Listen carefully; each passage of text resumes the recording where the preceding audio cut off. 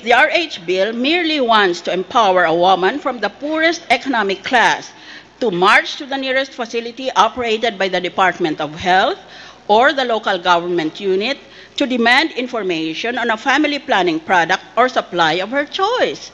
All the bill says is, kung hindi mo intindi kung paano mo ilimita ang iyong mga anak dahil sa mahirap lang kayo at nagkakasakit na kayong lahat, wala man lang kayong makain, dadagdagan mo pa, ay di pumunta ka lang sa pinakamalapit na ospital publiko at magtanong ka doon. Yun lang sabi ng ating panukalang batas. Kailangan, bigyan mo ng impormasyon yung taong nanghihingi. Sasagot ka lang naman sa tanong niya eh. Ano naman ang masama doon? The bill at the simplest level wants to give an indigent married woman the freedom of informed choice concerning her reproductive rights. Ganito misis ito. We'll start from A to Z. Ganitong pwede mong gawin. Ngayon, bahala ka kung anong piliin mo. Yun lang naman yun. Wala namang pilitan eh.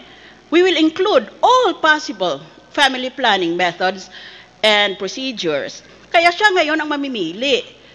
What is so bad about this? This is information.